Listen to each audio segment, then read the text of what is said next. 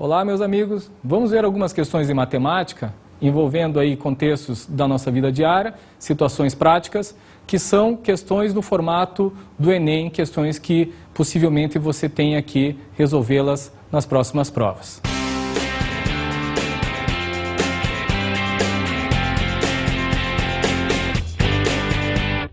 Vamos à primeira questão.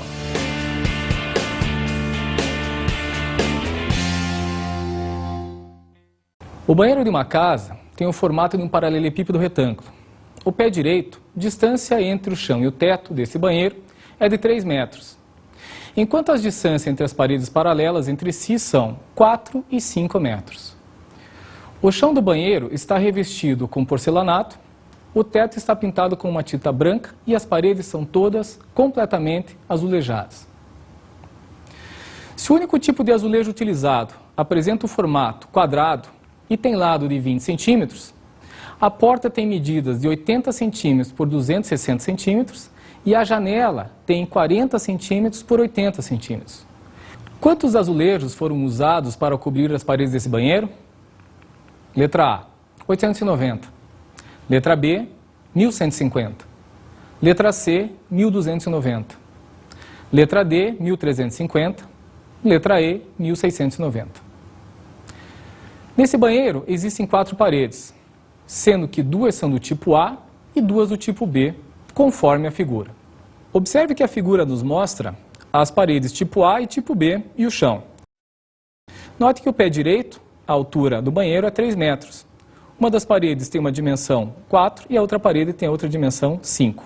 Então, dessa forma, teremos 2 paredes do tipo A e 2 paredes do tipo B.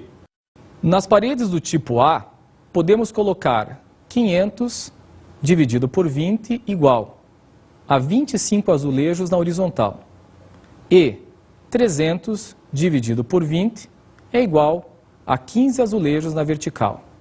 O número de azulejos na parede do tipo A é o produto 25 por 15, que resulta em 375 azulejos. Ou seja, cada parede do tipo A terá 375 azulejos. Nas paredes do tipo B, podemos colocar 400 divididos por 20 igual a 20 azulejos na horizontal e 300 divididos por 20 igual a 15 azulejos na vertical. O número de azulejos nas paredes do tipo B é o produto 20 por 15, ou seja, cada parede terá 300 azulejos. Na porta, devemos excluir 80 dividido por 20, que é igual a 4 azulejos na horizontal. E na vertical, 260 divididos por 20 é igual a 13 azulejos. Assim, a quantidade de azulejos referentes à área da porta é o produto 4 vezes 13. Isso totaliza 4 vezes 13 igual a 52 azulejos. Na janela, devemos excluir 40 dividido por 20 igual a 2 azulejos da horizontal. E na vertical, 80 divididos por 20 igual a 4 azulejos. Isso significa que a área relativa à janela, isso totaliza 2 vezes 4 igual a 8 azulejos. Assim, o total de azulejos nesse banheiro será 375 vezes 2. Essa é a quantidade de azulejos para as 2 paredes do tipo A, mais 300 vezes 2. Esta é a quantidade de azulejos na parede tipo B, menos 52 azulejos, que é a quantidade de azulejos relativos à área da porta, e menos 8 azulejos, que é a quantidade de azulejos relativos à área da janela.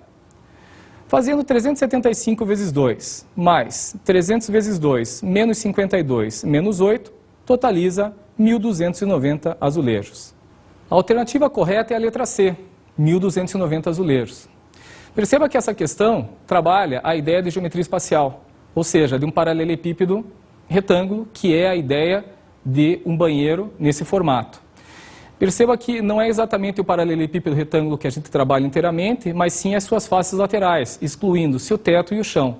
Mas é uma questão muito bem aplicada de geometria. Apesar de ser uma questão de geometria plana, ela acaba sendo inserida em geometria espacial. É uma situação muito prática, muito aplicada, em que é bem possível de vocês terem que, um momento, ter que resolver uma questão como essa na prova do Enem.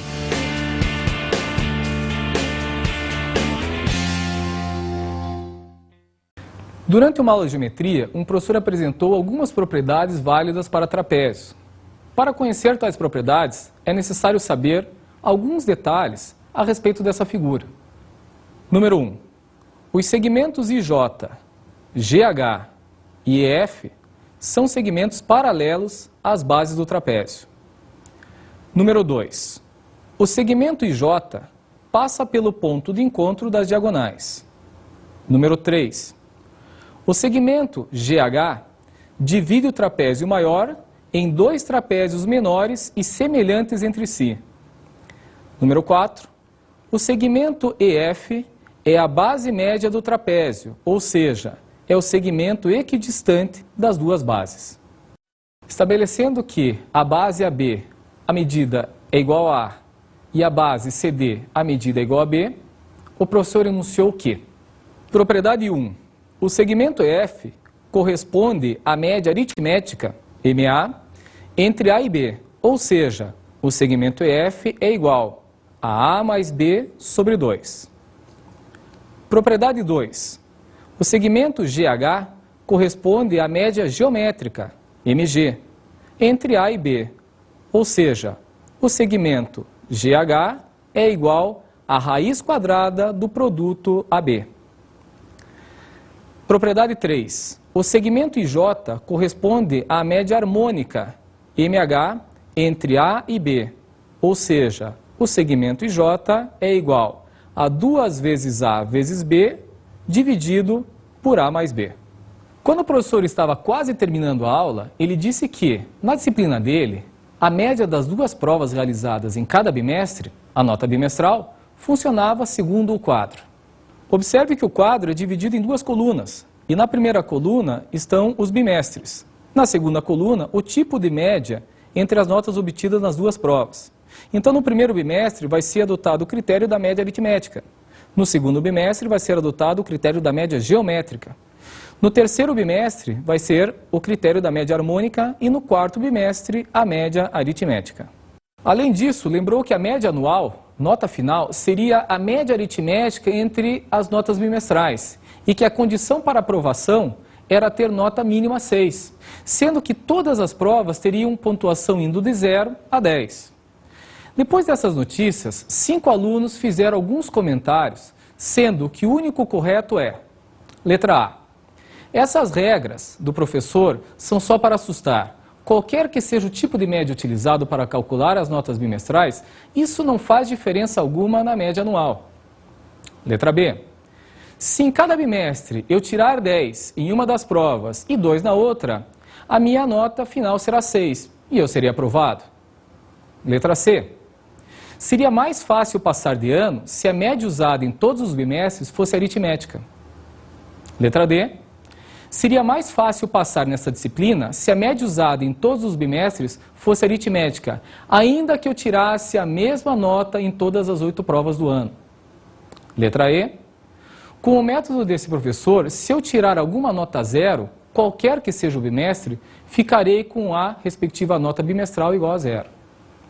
Vamos acompanhar a resolução dessa questão fazendo uma comparação dos segmentos no trapézio com as médias aritmética, geométrica e harmônica. Observe comigo.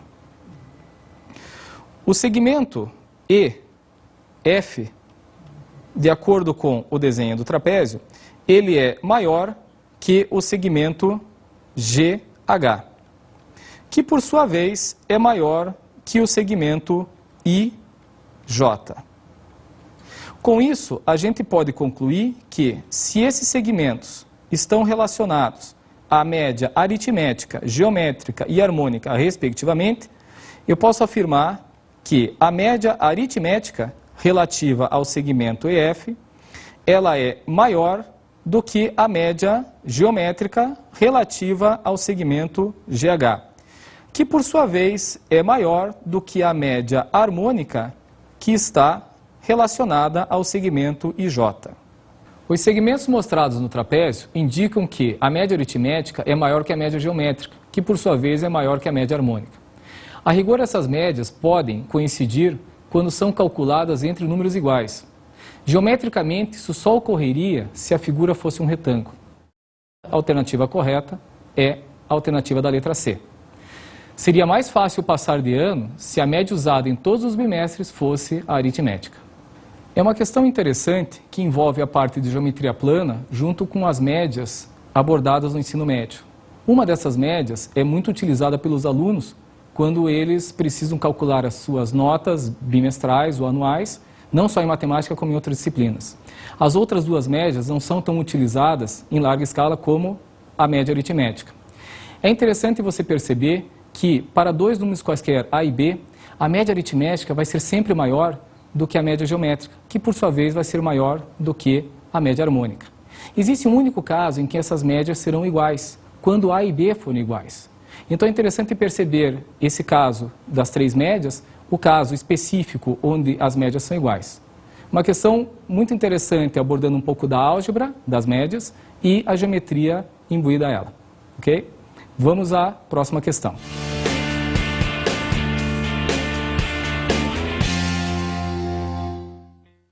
Inicialmente designada como gripe suína, a gripe A é causada pelo vírus influenza A, subtipo H1N1.